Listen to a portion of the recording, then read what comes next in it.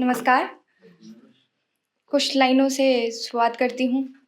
मैं जिस्म के बाजार गया, मगर जिस्म नहीं खरीद पाया। नहीं मिली बेहया औरतें जो पैसों पे मरती हों। बालों में फूल, हाथों में गजरा लगाए, बाजारों में फिरती हों। वहाँ मुझे मिली आँखों में बेबसी लिए औरतें, किसी प्रेमी का इंतजार करती औरतें। मैं सोचा ये लौट कर किस्सा सबको सुनाऊंगा, पर शरीफ आदमी हूँ, ये सोचकर आज फिर से डर गया हूँ। कैसे किसी को बताऊंगा? इज्जत के इंतजार में वहाँ हर दिन बेइज्जत होती औरतें मिली। मैं कुछ घंटों उनसे बात की और जेब से निकालकर एक नोट थमाने लगा। फिर वो बोली, साहब, बिना काम के पैसे नहीं लेती मैं। नहीं, ये तो वो भाषाएं हैं जो आपको बताई गई हैं कि वहाँ की औरतें बोलती हैं। मैंने अपना रौब जमाने के लिए फेंके थे अंग्रेजी के 2-4 शब्द। मिली मुझे वहाँ मुझसे फराटेदार अंग्रेजी बोलने वाली लड़कियाँ। कुछ तस्वीरें हैं जो उनके लिए हमारे दिमागों में बिठाए गए हैं। मुझे समझ नहीं आया वहाँ औरतें पैसों के लिए जिस्म बेच रही थी या मर्द अपनी हवस के आग के लिए जिस्म खरीद रहे थे। वो मुझसे बेहतर थी, मैं नहीं नोच पाया उसके जिस्म को। मैं सोचा लौट कर सारे जमाने को ये किस्सा सुनाऊंगा, पर शरीफों की बस्ती में रहता हूँ। कैसे किसी को बताऊंगा कि बाजार से लौट कर आया हूँ। ये वही नोट है जिससे मैं जिस्म खरीदने गया था, मोड़ कर मैं जेब में रख लिया हूँ।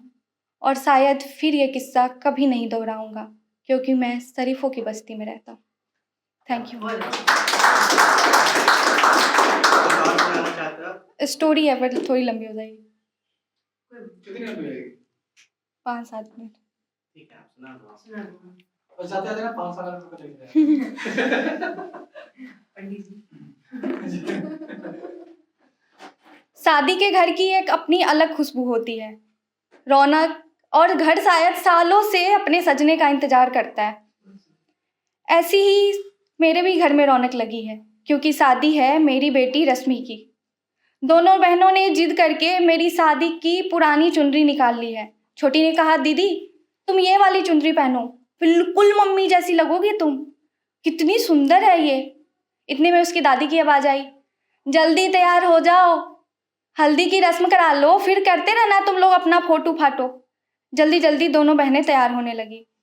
जैसे ही आंगन में उतरी, औरतों ने उसे देखते हुए कहा, बिल्कुल अपने माँ की परछाई है।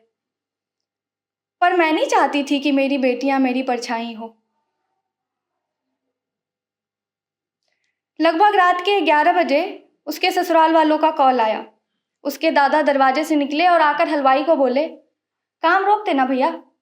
और ढोल वाले जो दरवाजे पर जोर जोर से ढोल बजा रहे थे, उनका ढोल भी बंद कर दिया।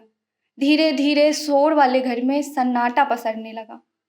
औरतें जो थोड़ी देर पहले मंगल गीत गा रही थी, चंद्रमुखी सन गौरी हमर छति, सूर्य सन करब जमाय, धीरे धीरे सारी आवाजें थमने लगी थी। आंगन में सारा सामान पसरा था जो कल उसके साथ उसकी दहेज में जाना था। दहेज मुझे ऐसा ही चुभता है जैसे कि समाज में कोई कड़वा जहर है जिसे हम पीते जा रहे हैं और हमें वो महसूस होना बंद हो गया हो।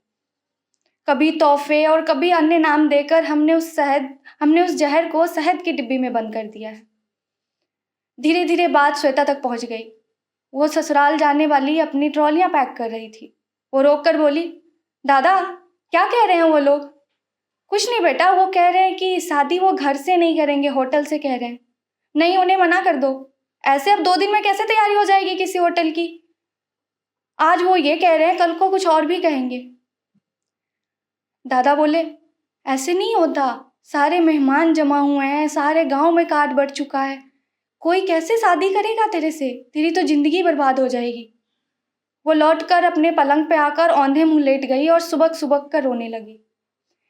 ये वही पलंग है जिसका आंसू से पुराना रिश्ता है। मुझे अपनी शादी याद हो गई।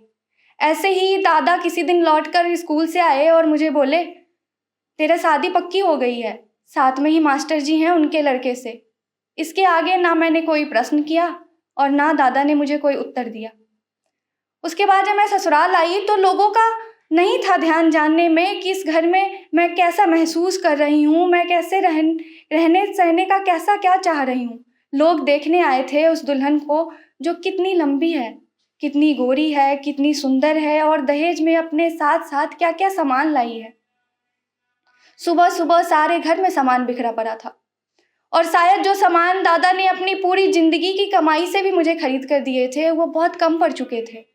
धीरे धीरे वो कम पड़ते गए। जब मेरी पहली बेटी हुई तो घर में सबको फिर भी संतोष था। दूसरी हुई तो धीरे धीरे घर का माहौल बदलने लगा। दिनों दिन वो सारी चीज़ें बढ़ती गई जो मेरे सहन से बाहर होती गई। जब मैं तीसरी बार माँ बनने वाली थी तो मैं नहीं बर्दाश्त कर पाई ज़िंदगी का वो सब कुछ और मैंने ख़त्म कर ली अपनी ज़िंदगी। आज जब मेरी बेटी इस बिस्तर पे औंधे मुंह सुबक कर रो रही है तो मुझे बस इतना अफसोस है कि दीवार पर टंगी इस तस्वीर से नहीं, मैं सामने होती तो उसे गले लगा पाती। औरतें जो यहाँ पे चाबियों का गुच्छा कमर में पहनकर घूम रही हैं, उन्हें पता नहीं है कि औरतों को कैद करने के लिए कभी जेल बनाने की ज़रूरत नहीं पड़ी। उनके हाथ में चाबी थमाकर उनके विचारों को इस घर में कैद कर दिया गया है। थोड़ी देर बाद श्वेता बिस्तर से उठी और जाकर बोली, दादा ये अंगूठी है जो उन्होंने सगाई पे दी थी, ये सामान वापस कर देना। मुझे माँ जैसी ज़िंदगी फिर किसी की नहीं चाहिए। और आज शायद मैं जीत गई थी क्योंकि मेरी बेटी मेरी परछाई नहीं बनी थी, उसने लड़ाई करना तय किया था।